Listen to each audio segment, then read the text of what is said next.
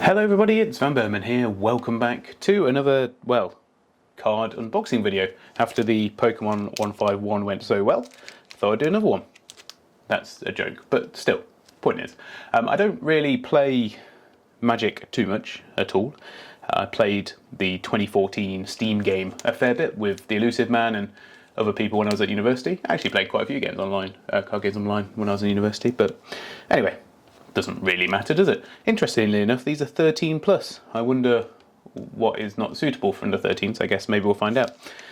So these are apparently a lot more louder than I was expecting. A lot more difficult to get hold of now, or they're a bit more expensive, I suppose. But I quite like the fact that, because I've opened Yu-Gi-Oh cards and Pokemon cards and that kind of thing on the channel, but never Magic. And it's interesting that you get 12. I imagine you probably get more lands or something, or there are more commons, or whatever. I don't actually know what's in this set, other than obviously the One Ring, because there was that whole like special edition, one of a kind One Ring that they did put in here. Or I don't know if it was this exact booster pack, but one of them anyway. And so the only thing that I know is that they do those One Rings anyway, and I think that's what I would quite like to get if I was going to get anything. But I don't know any of the different variations of the cards that are in here, so I'm just quite excited to see what we will find. Maybe a Gandalf card or something like that would be quite cool as well. Like I say, not sure on rarities or what anything is worth. So if we pull something that's meaningless but looks cool, I'll probably think it's cool, and if we pull something that's, you know, the other way... Oh, these open a lot easier than the other packs. Okay. Very nice. So, what do we have in here? Take turns until all cards have been drafted. Oh, is this one of the drafting ones? Is it? I don't know how that really works with the drafting thing. Well, these might be the drafting boosters. Anyway, doesn't really matter because. But anyway, it seems like a cool idea. That's just a gameplay card, is it? Winchester draft, 2 players, 6 packs, and you need basic lands. Oh, that's actually pretty cool, to be honest. Open all 6 packs, remove all basic lands. Lands adds. Okay. And tokens. Oh, you get tokens as well, cards as well. Okay. And then shuffle the remaining cards together in a stack without looking at them. Place a stack face down and then take the top 4 cards from the stack. Place 1 face up to create the beginnings of 4 separate piles. Randomly determine who drafts first. The first player to the draft chooses one of the 4 piles and adds it to their draft pool. Place a new card from the stack onto each pile, including the empty spot. Then it's next player's turn to draft. They also draft an entire pile and then add new cards to each pile. Okay, I don't fully understand that, but hopefully there's some continuity, like with lands and stuff. I guess there'd be no point in having a load of fire type if you then, or like a multitude, maybe you could have a multitude. I don't know. There must be ways of doing it. Okay, I think this is a token card. This is a Art Series Took Reaper. Well, I guess because they've got the scythe. Oh, make sure you can see that. Got the scythe. Very nice. Ah, mountain. Oh, these are quite cool actually. Snippets of the maps. I quite like that. As would have been a cartographer in a previous life. War Beast of Gogoroth. Gogoroth, eh? What is this thing? Okay, it's like a... Oh, I don't know, like a boar? Armoured boar? That's quite cool. Or another creature you control with power 4 or greater dies, and mass orcs 2. Put 2 1+1 tokens on an army you control. Oh yeah, because there's armies and stuff, apparently, in this, which, once again, don't really understand. But I'm sure that it makes sense to some people.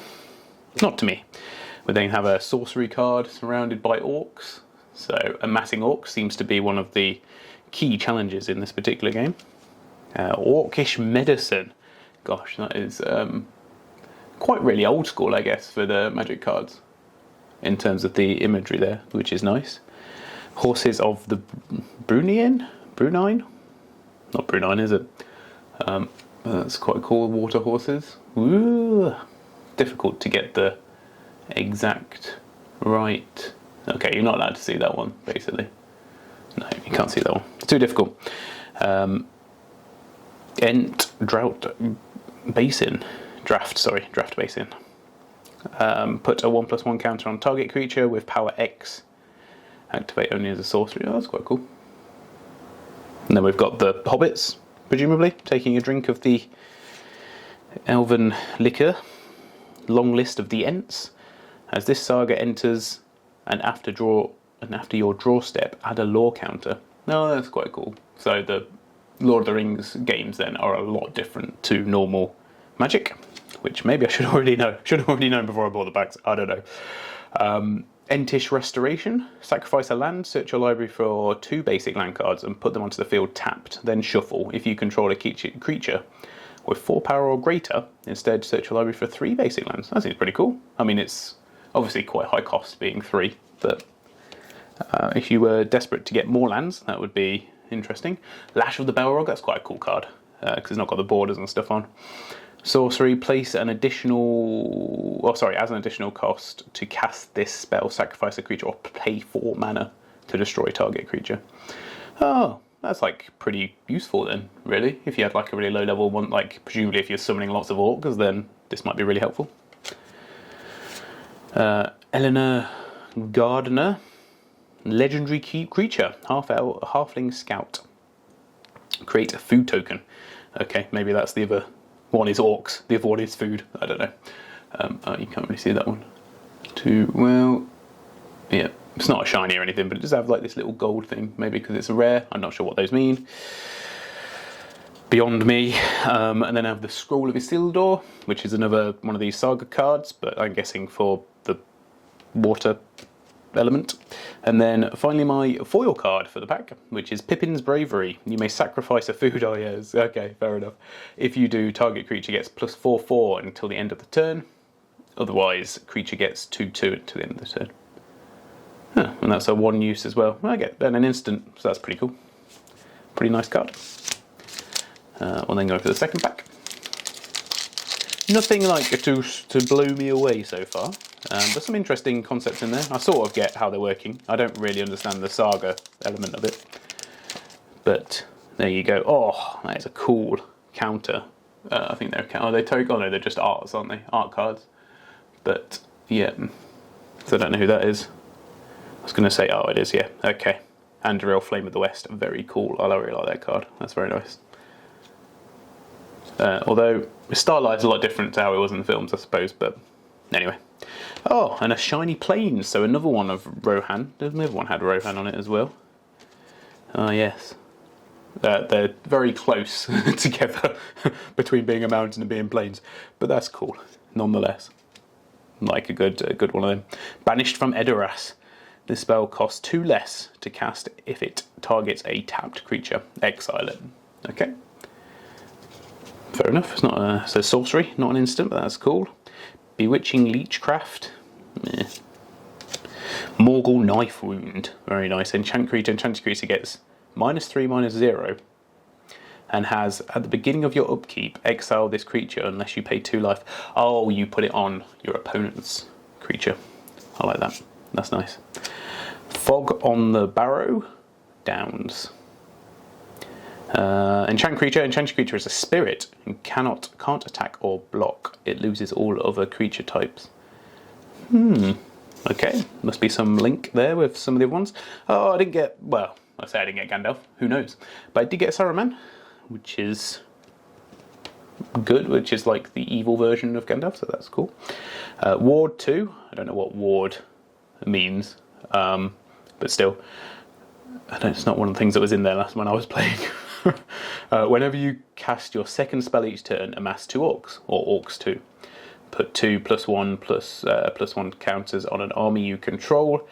It's also an orc. If you don't control an army, create a 0/0 black orc army token first. Oh, okay. And then I'm guessing, can they attack, or can they only attack other armies? I'm not sure, but interesting. I'll probably have to watch a game of it done, of it played through or something.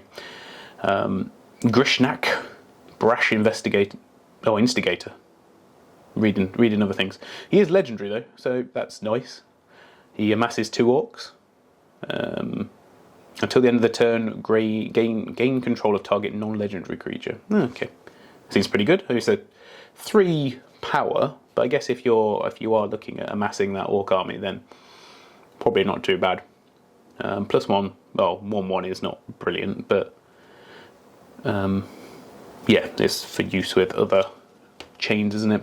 Grond, very nice. It's got trample, cool.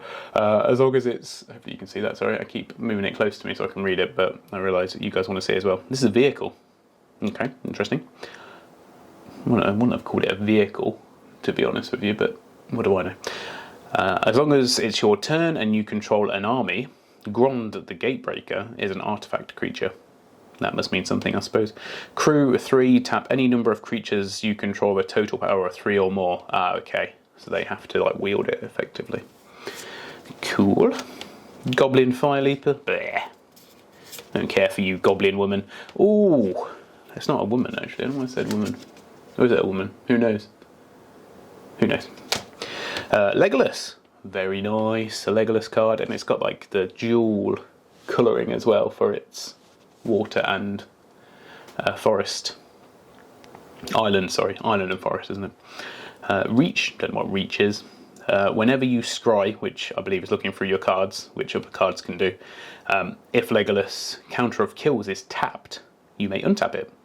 Do this only once per turn. Okay, fair enough. Whenever a creature an opponent controls dies, put a 1/1 counter on Legolas. Oh, okay, because it's like the his and Gimli's one, so maybe there's a Gimli counter of kills as well. That'd be quite funny. Or a Minas Tirith card, a legendary land.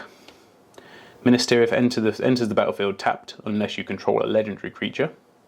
So you can tap it to add 1 normal land, right? I think, yep. And then you can do 2 lands, but one has to be whatever the plane, is it planes? I can't remember now.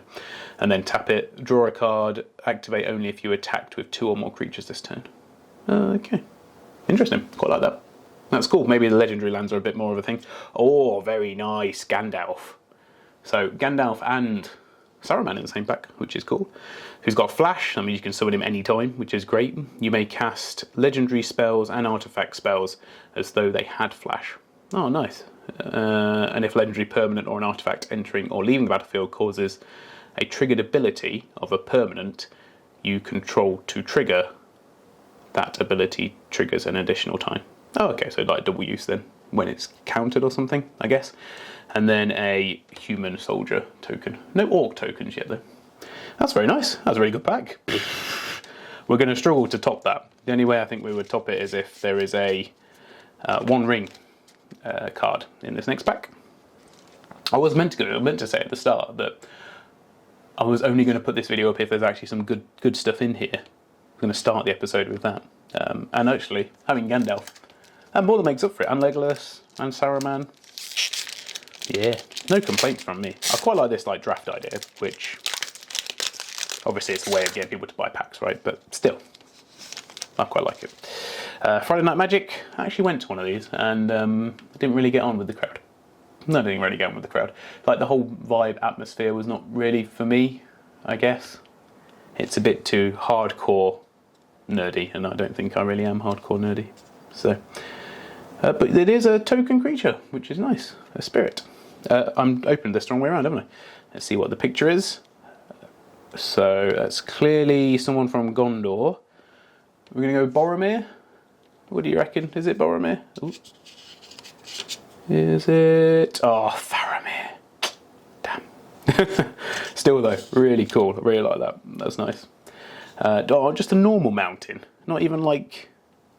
Oh, that's a shame. That's a bit of a letdown now, actually, compared to the other lands that we've had. Protector of Gondor. I mean, that seems slightly generic. I'm going to read that one. Errand, Rider of Gondor. When Errand, Rider of Gondor enters the battlefield, draw a card. Then if you don't control legendary creature, put a card from your hand to the bottom of your library. That could be okay. Drawing a card's always nice. I'm spotting a theme in this particular pack. Maybe there have been themes in other ones. I've just not picked them up on it. When Stalwarts of Osgiliath enters the battlefield, the ring tempts you. Hopefully we get the ring, so that we may be tempted. Inherited envelope. The ring tempts you, okay. and then if you tap it, you can draw a mana of any colour. And it's an artifact as well. Oh, does that mean you can do that? Tap on tap. Cool. Entist Restoration. I think we had that one before. That's quite a good card. Quick Beam Upstart Ent is a legendary creature. Okay. Whenever Quick Beam, Upstart Ent, or another tree folk enters the battlefield under your control, up to 2 target creatures get +2/+2 and trample to the end of the turn. That's nice.